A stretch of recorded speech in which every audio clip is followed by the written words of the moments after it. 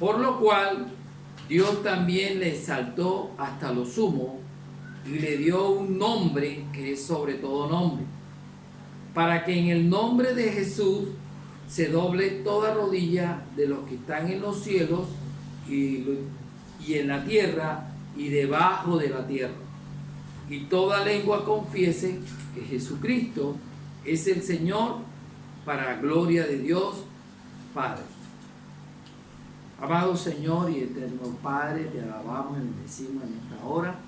Te damos gracias por la oportunidad que nos brinda de poder leer, escuchar y guardar su palabra, Señor, en nuestras vidas. Pero indudablemente, Dios, nada podría ser sino por usted, Señor. Por eso le rogamos que su Espíritu Santo obre en esta hora sobre cada uno de nuestros corazones y nos haga entender su verdad, para llevarnos a tu verdad y vivir por tu verdad. En Cristo Jesús te lo pedimos, te damos gracias. Amén. Y amén. Muy bien. En anteriores oportunidades hemos estado tratando de entender estos tiempos.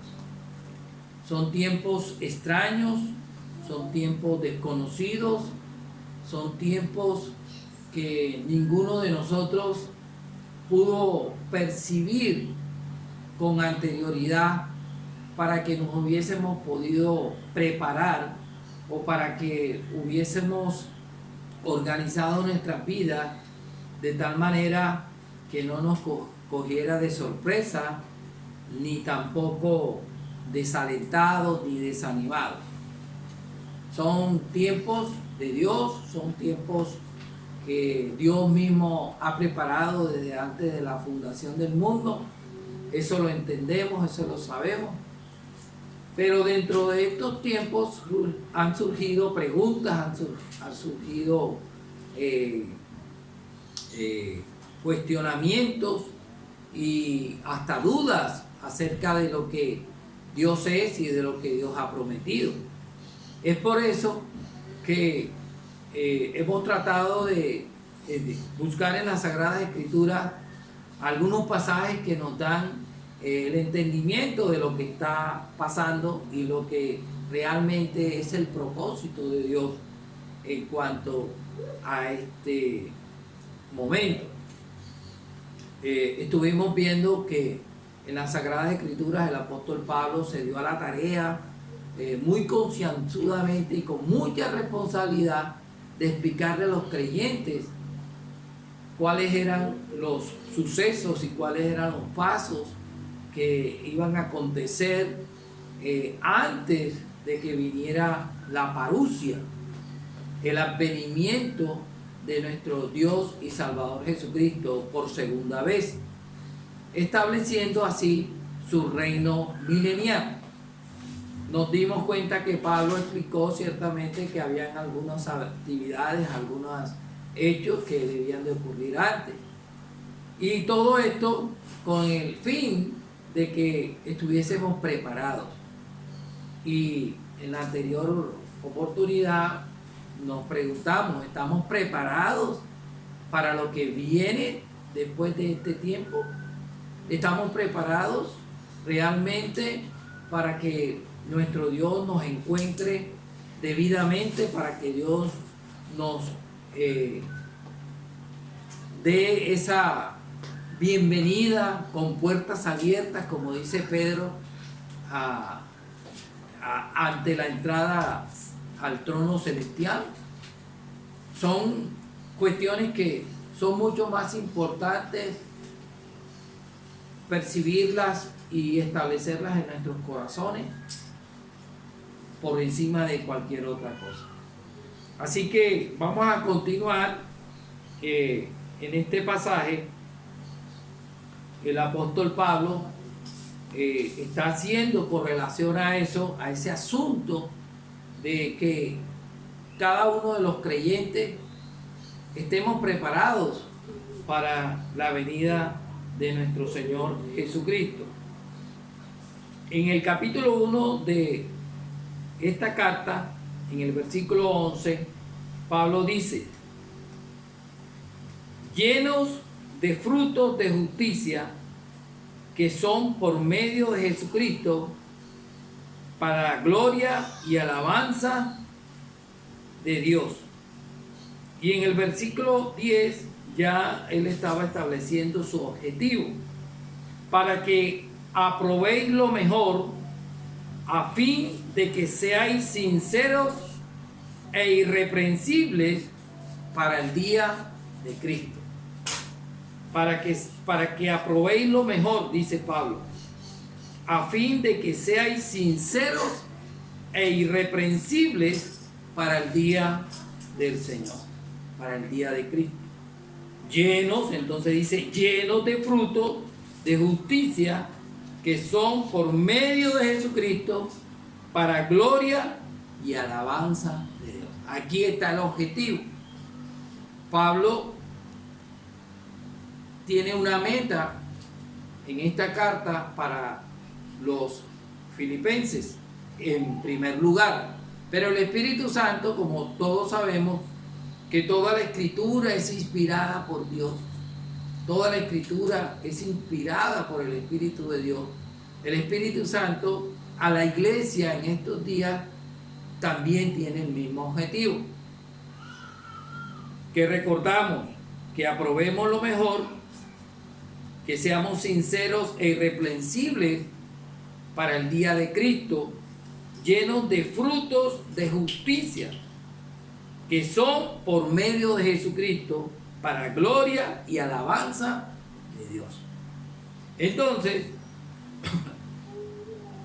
Pablo concluye de pronto en una primera instancia, en el capítulo 2, y dice, por tanto, si hay alguna consolación en Cristo, si algún consuelo de amor, si alguna comunión del Espíritu, si algún afecto entrañable, si alguna misericordia, si hay alguna, dice Pablo, si hay alguna manifestación de todos estos beneficios que se reciben en Cristo Jesús, en Cristo, si hay manifestaciones de la gracia de Dios como creyentes, si hay alguna comunión del Espíritu, en amor, en afecto entrañable, en misericordia, si hay, ¿verdad? Es una señal, es una evidencia de que estamos en Cristo, dice Pablo.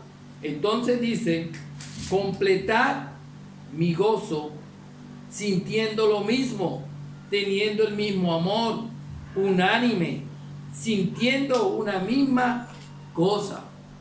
O sea, si estamos en Cristo, entonces debe haber unidad entre todos. ¿De qué manera? Sintiendo lo mismo, teniendo el mismo amor, unánime, sintiendo una misma cosa, unidad. Debe haber unidad. Pero también dice en el 3 que debemos tener una actitud de humildad.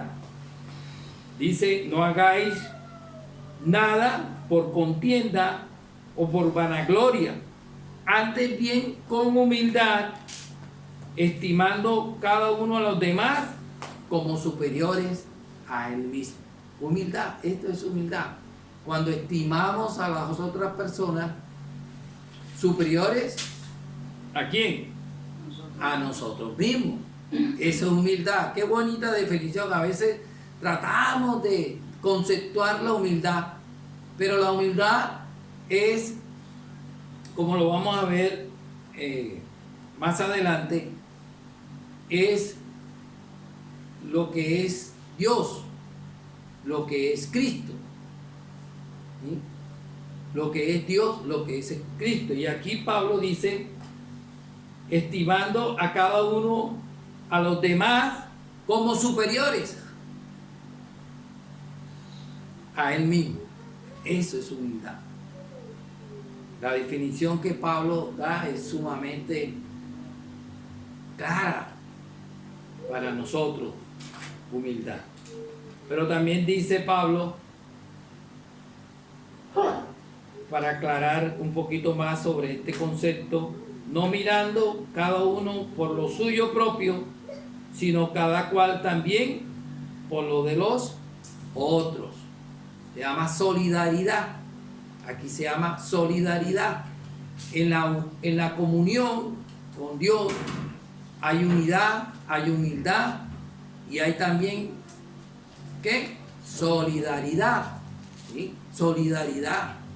Estamos en tiempos especiales donde podemos aplicar estas cualidades, estos efectos de la gracia de Dios sobre nosotros. Entonces, en el versículo 5 se nos establece el ejemplo supremo. El ejemplo supremo. Entonces Pablo dice: haya pues en vosotros este sentir que hubo también en Cristo Jesús.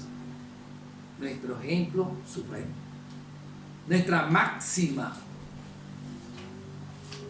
Nuestro estándar superior. Él es puesto los ojos en Jesús. El original. Él no es copia, Él es el original. Y hemos escuchado algunos sermones, algunas enseñanzas muy pertinentes a este hecho. Y uno de los predicadores de la televisión, creo que fue Dante Gebel, recordando este principio, él dice que cuando él trabajaba con su papá en una carpintería, el papá le puso un oficio de que partiera 200 listones con una sola medida, y le dio una instrucción: siempre toma la medida con el original, siempre toma la medida con el original. Y dice que él comenzó los primeros haciéndole caso a su papá, que era un experto carpintero, ya había pasado por experiencias anteriores y podía darle con claridad una instrucción para que no cometiera los mismos errores que él cometió. Y dice que Dante Gebel, siendo joven, ya después de haber hecho más de 100 listones, tomó la decisión de no seguir la instrucción de su padre y dejó el original a un lado. Cuando terminó los 200, más de 50 listones estaban sin la medida original. Este es un principio básico en toda área de nuestras vidas. Si perdemos el objetivo del original, nos vamos a desviar al final. Entonces, la preparación está en eso, en no perder el objetivo, el original. Nuestro objetivo es Cristo, ser como Cristo. Entonces tenemos que ser como Cristo. Pablo dice: haya pues en vosotros este sentir que hubo también en Cristo Jesús. Entonces comienza a relatar cada uno de los eventos que Jesús manifestó por su sentir, por su voluntad, por su deseo de hacernos bien. Entonces dice primero, versículo 6: el cual, siendo en forma de Dios, no estimó el ser igual a Dios como cosa a que aferrarse. Jesús no estimó su superioridad como Dios, como cosa a la cual aferrarse. Él no vino a esta tierra a mostrarnos a Dios, mostrándonos todo su poderío y toda su grandeza y toda su majestuosidad. No, Él se despojó de todas esas cosas. Él no mostró su jerarquía, no mostró su poder, ¿sí?, para que todo el mundo le temiera inmediatamente. No, Él trató con nosotros de una manera amorosa. Por eso dice en versículo 7, mostrándonos la segunda parte, dice, sino que se despojó a sí mismo, tomando forma de ¿qué? Siervo. De siervo, hecho semejante a los hombres. Tomó la forma de hombre, se hizo un siervo, porque realmente todos los seres humanos somos siervos, somos administradores de las cosas del dueño, de Dios. Y Jesús es el sumo ejemplo que nosotros debemos seguir como siervos, como administradores. Jesús se aferró a la obediencia hacia su Padre en una sumisión de humildad, de entrega, como siervo a su Padre, para cumplir el propósito por el cual Dios lo había enviado. Entonces dice en el 8, en tercer lugar, y estando en la condición de hombre, se humilló a sí mismo. Mire, se humilló a sí mismo, haciéndose obediente. ¿Hasta dónde? Hasta la muerte, y muerte de cruz. Hasta la muerte. Pablo, expresando todo este sentir que hubo también en Cristo, dice más adelante, para mí el vivir es Cristo y el morir es ganancia.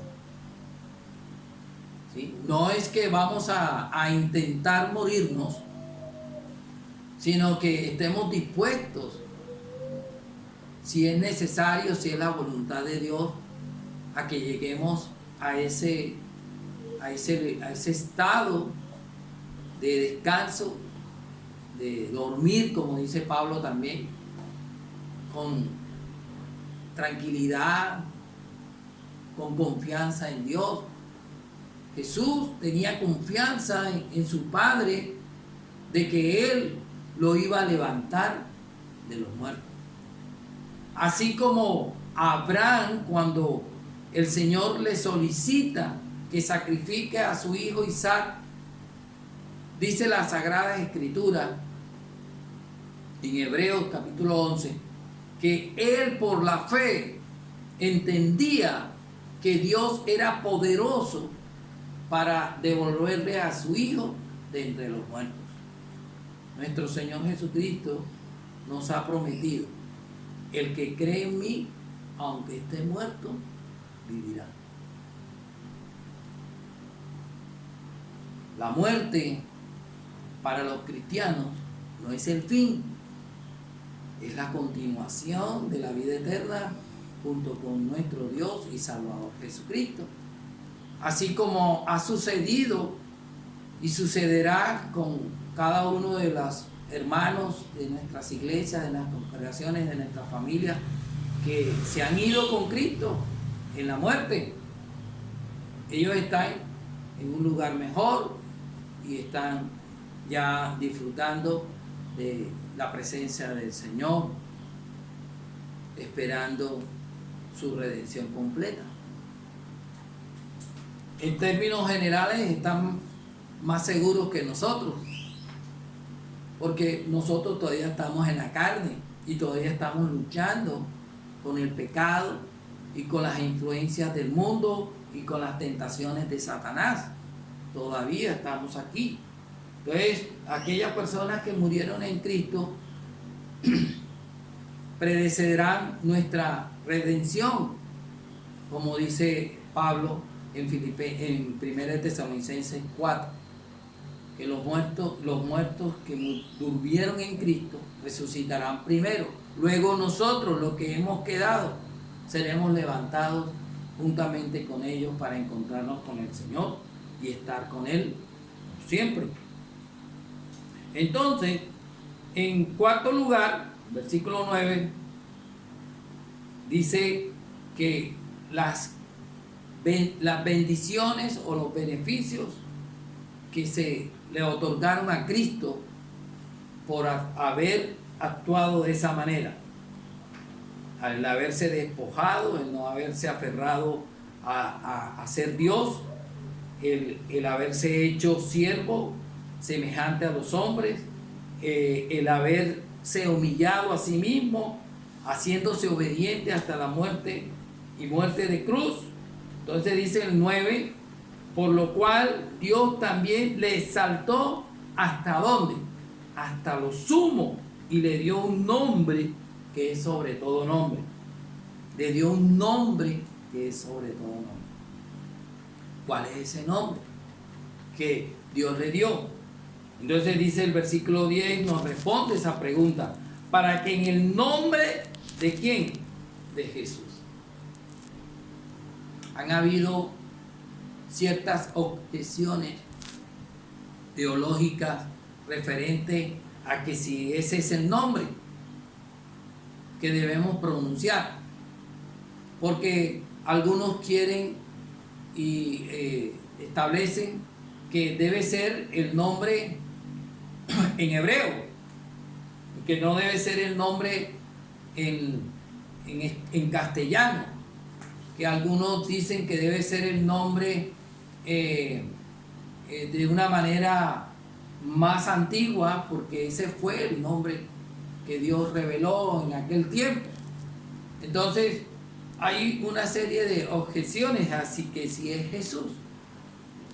Pero haciendo un pequeño análisis de esto, cuando encontramos en la historia del nacimiento del Señor Jesús, en los evangelios, principalmente en Mateo y en Lucas, encontramos que el ángel Gabriel le dice a José que el nombre que debe colocarle al niño que va a nacer a través de la Virgen por concepción del Espíritu Santo debe de tener un nombre. El nombre, ¿cuál es ese nombre? Él le dijo, su nombre será Jesús, que quiere decir Salvador. ¿Qué quiere decir qué? Salvador. La palabra Jesús significa Salvador, así como el nombre Josué significa Salvador, que también deriva el nombre Oseas, que también significa Salvador. Entonces, el nombre, para que en el nombre de Jesús como Salvador se doble toda rodilla de los que están en los cielos y en la tierra y debajo de la tierra.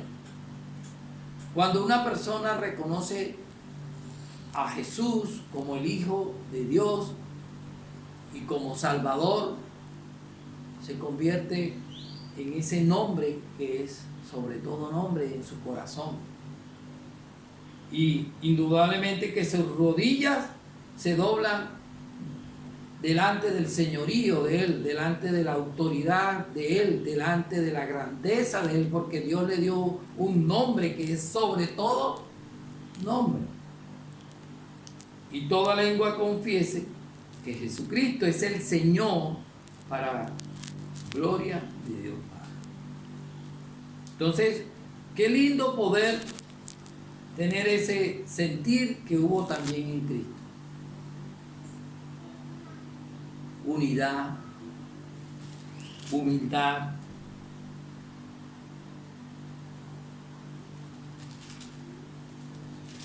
cooperación entre nosotros mismos, solidaridad, amén. No hacer las cosas con vanagloria, como tratando de mostrarnos superiores a los demás. No es la manera como Cristo nos enseñó. No es la manera como hemos aprendido. La verdadera manera como debemos hacerlo es como Cristo lo hizo. Él es nuestro sumo ejemplo. Él se humilló. Él fue obediente hasta la muerte y muerte de cruz. ¿Estás preparado, hermano, hasta la muerte a ser obediente? Como Cristo fue obediente al Padre y cumplió su objetivo, su meta, cumplió su propósito por el cual había sido enviado por el Padre.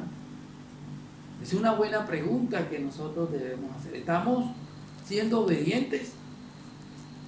Porque Es la acción de Dios sobre los hombres, así como fue la acción de Dios sobre nuestro Señor Jesucristo. Por causa de esto, Dios lo exaltó hasta lo sumo. Así también nosotros, siguiendo los pasos de Jesús, siguiendo el ejemplo de Jesús, viviendo como Jesús vivió, así también nosotros estaremos preparados para lo que viene después de esto. Y sabemos que los pensamientos de Dios son para bien y no para mal. Son benéficos para nosotros. Los caminos de Dios son los mejores caminos y que estando confiados en Él podremos disfrutar. Que Dios nos siga bendiciendo a través de su palabra en toda sabiduría y salud. Que Dios nos siga bendiciendo.